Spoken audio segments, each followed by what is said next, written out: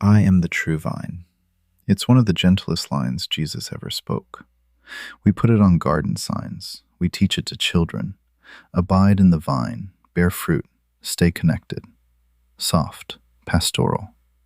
But there's one word in it that most people read straight past. True. I am the true vine. True, as opposed to what?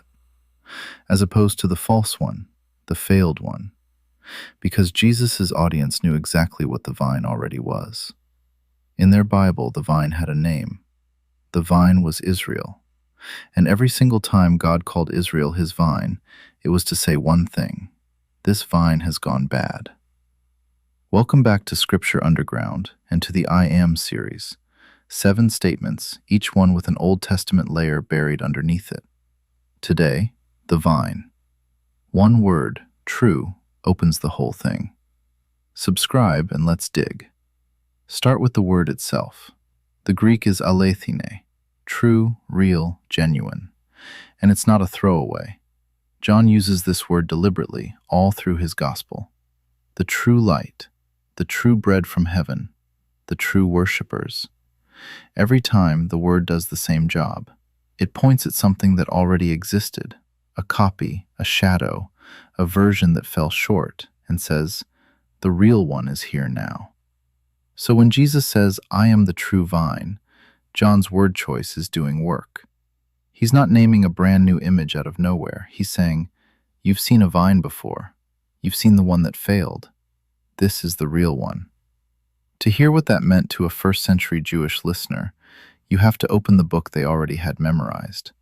Open the Old Testament and you find the vine everywhere. And it's never just a plant, it's a nation. Psalm 80. The psalmist is grieving, and he reaches for an image to describe Israel's whole story. God brought a vine out of Egypt. That's the Exodus. God dug up his people from slavery, carried them out, and planted them in the promised land like a gardener planting a prized vine. The psalm goes on. The vine took root, filled the land, sent its branches to the sea. And then the psalm breaks. Because the vine that God planted with such care has been torn down, its walls broken, picked over by anyone passing by. The psalmist is begging, God, look at your vine. Come back to it. That's the gentle version. Now turn to Isaiah, and it gets sharper. Isaiah chapter 5. It's called the Song of the Vineyard, and it starts like a love song. God plants a vineyard on a rich hill. He clears the stones. He builds a watchtower. He cuts a winepress right into the rock, expecting a harvest. He does everything right. And the vine yields wild grapes, rotten ones, worthless fruit. And then Isaiah says the line that removes all doubt about who the vine is. The vineyard of the Lord is the house of Israel. It's stated outright. The vine is the nation. And God, the gardener, says he will tear down its wall and let it become wasteland, because for all his care, it gave him nothing but bad fruit. And it's not just those two. Jeremiah, I planted you a choice vine. How then have you turned into a wild vine? Ezekiel, the vine that's good for nothing but fuel for the fire. Hosea, a luxuriant vine that used its fruit for idols, over and over and over. The vine is Israel, and the vine fails, every time. It's one of the most consistent images in the entire Hebrew Bible, and it's almost always an indictment. That is the word every listener in John 15 was carrying in their head. Not a garden sign. A long, painful national history of being the vine that broke God's heart. Now put Jesus back in the room. It's the night before the cross.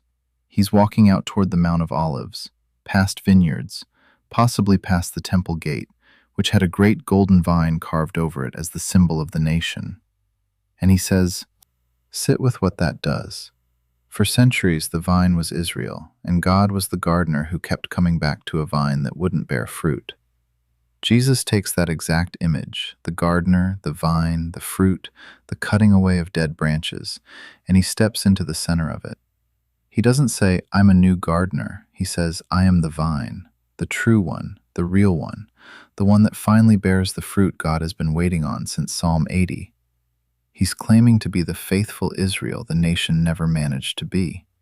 Everything Israel was called to be and failed at, the vine that yields good fruit, the people that stay rooted in God, Jesus says, that's me. I'm the one who does it right. And then the famous part lands completely differently. I am the vine, you are the branches, abide in me.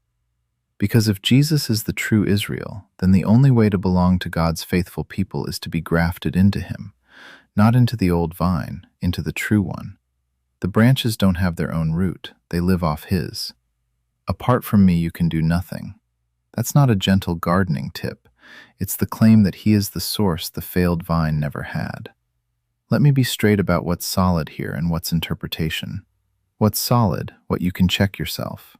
The vine is a fixed Old Testament symbol for Israel. Psalm 80, Isaiah 5, Jeremiah, Ezekiel, Hosea all say so, and Isaiah says it in plain words. And John's word alēthinē, true, is a deliberate contrast word he uses throughout his gospel. Those are facts on the page. The interpretation, held by a wide range of scholars across traditions, is that Jesus is consciously stepping into that vine imagery to present himself as the true Israel. That's not certain the way a Greek word is certain. Jesus doesn't stop and say, I'm drawing on Isaiah 5. But the connection is hard to miss. Same image, same gardener, same fruit, same cutting away. Spoken to people who knew those passages cold. Most readers conclude the echo is intentional. It's a strong reading. It's still a reading. I'd rather tell you where the certain part ends than sell you the whole thing as if the verse spelled it out. It doesn't have to. The Old Testament does the work. So what does this do to John 15? It takes a verse we'd softened into a houseplant and gives it back its weight. I am the true vine isn't first about your quiet time. It's a claim about who Jesus is, the one who succeeds where an entire nation with every advantage failed.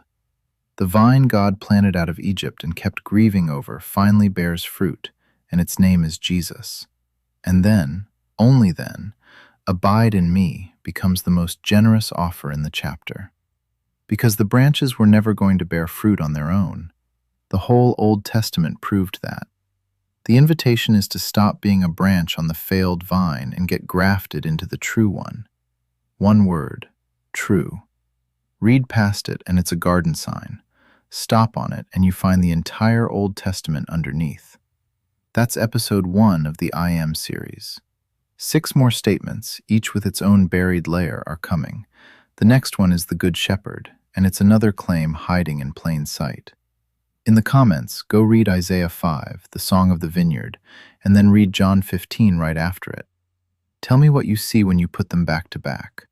I want to know if it hits you the way it hit me. Like it so more people find it, subscribe for the rest of the series, and I'll see you at the next statement. Keep digging.